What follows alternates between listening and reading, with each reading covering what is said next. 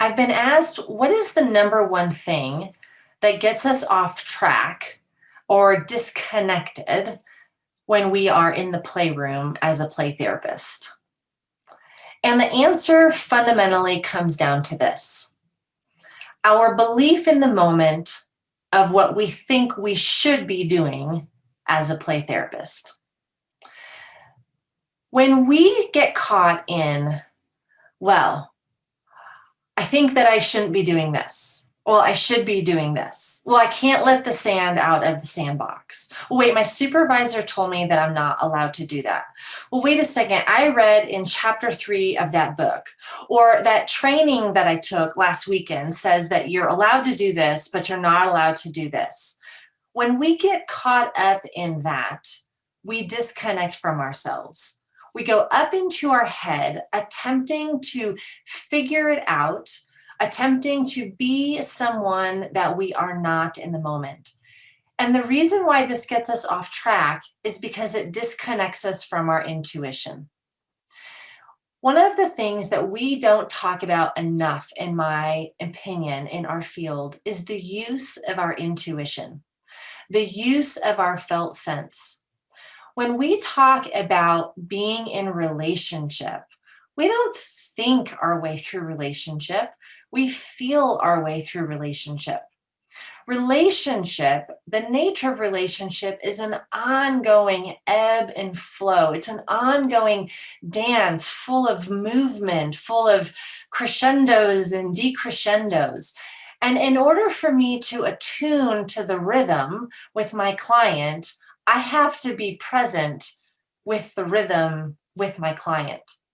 So when I disconnect from myself and I get caught in my head about, well, I'm a play therapist and this is what I should or I shouldn't do in this moment. Meanwhile, my intuition is screaming at me, Lisa, it's okay if the sand comes out of the sandbox. Lisa, go sit a little closer to the child. Lisa, ask that question. That's an important question to ask. But we're not supposed to ask questions in play therapy, or the sand's supposed to stay in the box. Notice the disconnect. Notice the disconnect where all of a sudden I stop trusting myself. I stop trusting the felt sense that's emerging, because here's the truth. You're the one that's in the room. The person that wrote that book chapter is not in the room with you in that moment. Your supervisor is not in the room with you in that moment. The person whose training you just took last weekend is not in the room with you in that moment. You're the one with the context. You're the one with the clues. You're the one with the nonverbals. You're the one. So here's the truth about every single training you have ever taken.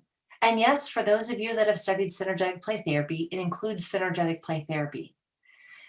It's a suggestion. Yes, that's the truth. It's a suggestion.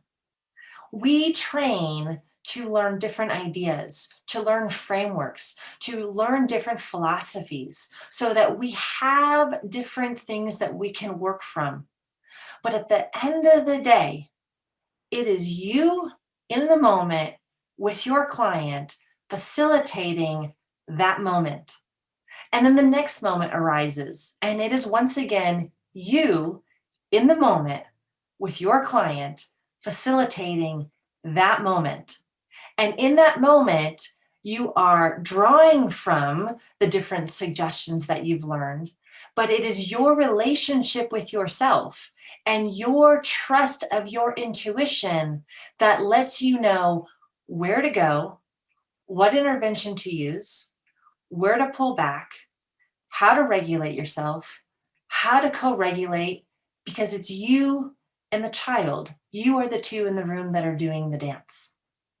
So next time that you find yourself all caught up in the woulda, shoulda, couldas, can't do this, shouldn't do this, that's not what a play therapist does, I'm going to invite you to take a deep breath. I'm going to invite you to connect back with your body and to honor yourself and to honor your own inner knowing. And maybe in that moment, ask yourself, but who am I as a play therapist in this moment? And as a play therapist in this moment, what is it that I know I need to do? What is it that I know and intuit is necessary in this moment to facilitate the process for my client and myself?